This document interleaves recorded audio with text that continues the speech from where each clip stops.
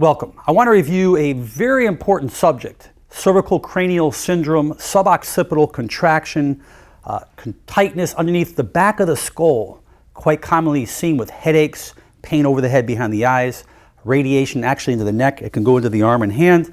It can refer down the shoulder blades. The situation with this is that this has a lot to do with postural problems.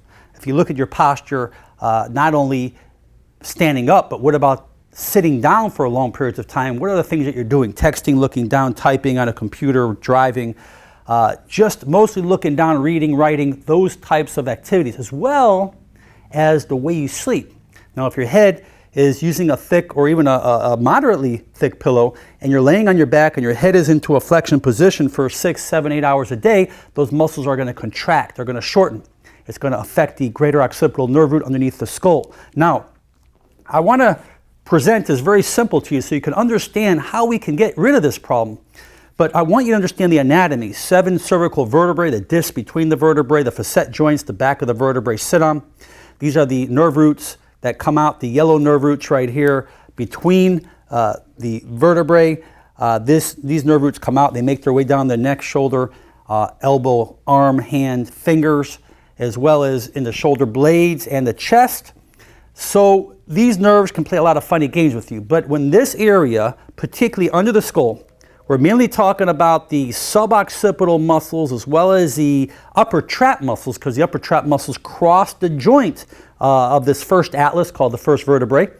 And right under here, this is where we start getting inflammation in the greater, lesser occipital nerves. These nerves go over the head, behind the eyes, and it can cause all kinds of crazy symptoms. Even if you don't have the headaches, just the chronic nagging, aching, pulling pain, discomfort, tension, just something that's there. Now, we need to take this tension out of these muscles right here. And the way to do that, which I'm about to show you, is we need to get that laxity out. Now, if you go ahead and if I just ask you to take your hand behind your neck and just pull it forward, pull it to the right, pull it down, you'll notice you may feel a little stretching up there, but you feel most of the stretching in the neck, mostly down in the shoulder blade. So the key thing, this is the most important thing about this stretch, to target that suboccipital area, that cervical cranial region, is you need to bring the chin to the chest. So what I'd like you to do, I'd like you to just bring your chin straight down to the chest, and I'd like you to grab the back of the head. I want you to pull it, but when you pull, just don't pull down. I want you to pull up and down. Pull kind of like around the globe, like this. You're going to pull it up and around the globe. So like this, you're going to pull and keep the chin against the chest, pull up and around. Good. Now what I'd like you to do, I want you to pull up, around, and to the right, like this. Pull up, keep the chin against the chest, up, around, and to the right. Wow, you'll feel that on the left side. Now I want you to take the other hand, pull up, around, and to the left. Keep the chin on the chest. Up, around, to the left. You'll feel that right side. You can do that stretch about 20, 25 seconds. Just do a couple of them is all you'll need. You can do them a couple times a day. It's not going to hurt you. But the key is get the chin on the chest. It will open up the suboccipital region of these muscles to elongate, to open it up, to be able to get that range of motion. That total contraction is kind of adhesing. When I say adhesing, keeping this area from the back of the skull from gliding.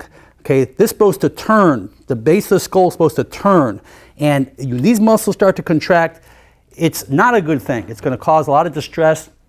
And these things can become very chronic. I'm not talking about days or weeks or months. I'm talking about years. These things can stay chronic. You can get lots of therapy. People can look at it and they're going to miss it because the MRIs, the CAT scans, all those tests are not going to show this. This is just a mechanical problem as a result of a musculoskeletal contracture. I really hope this helped you, and please let me know how it helped you. Leave your messages below. I ask you to share this video as well as my other videos. I ask you to actually go through my other hundreds of videos in self-help. Subscribe if you haven't so you can continue to get more self-help videos in the future. I really hope my channel has been doing you a lot of good, and as well as your friends and family. Make it a great day. I'm Dr. Alan Mandell.